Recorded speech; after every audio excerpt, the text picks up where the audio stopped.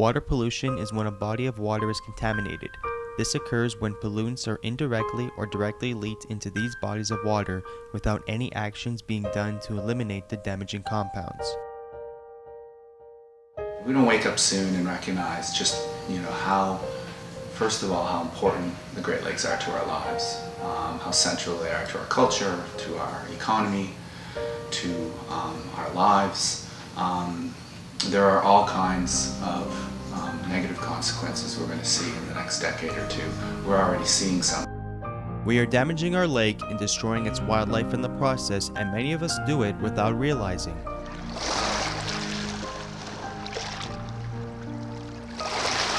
Birds are swimming in and drinking contaminated water. They are eating fish that can cause them harm. Some may also be being hit by boats, resulting in severe injuries.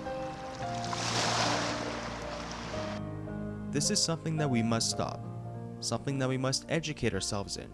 We must become aware of the destruction that we are causing and fix this before it is too late. The number one fish in Lake Ontario, 50% of the biomass in Lake Ontario, is the American eel before the seaway.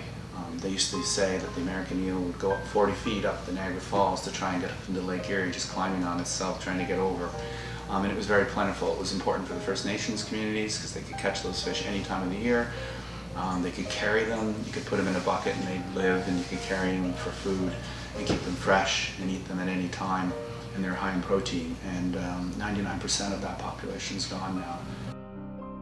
We are close to erasing certain species from a lake.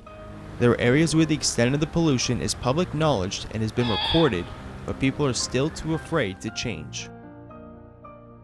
Lake Ontario, where the government's identified these as very contaminated and polluted areas.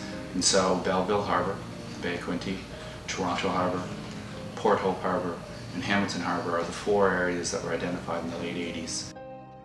Cumulatively, that's a big problem for Lake Ontario, is that we've destroyed the river mouths and the wetlands and the habitat that provided us cleaning our drinking water, provided the birds with habitat, fish with habitat, and provided public spaces for people really to stay connected to the lake. But that's not the end for Lake Ontario.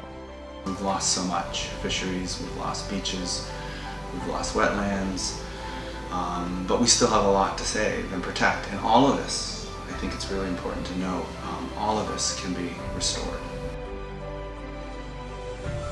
Wildlife has been hit hard by the pollution over the years. According to Aquatic Habitat Toronto, in 1987, Toronto's waterfront was put on a list along with 42 other areas of concern in the Great Lakes. We almost had species such as cormorants, herons, and gulls wiped out on our Great Lakes in the 60s due to pesticides such as DDTs. And as I have come to discover, it is not only the animals being affected, we are also at risk. The greatest risk Ontarians would be if we can no longer use the Great Lakes for drinking water. We saw that for the very first time ever on the Great Lakes this summer in Toledo.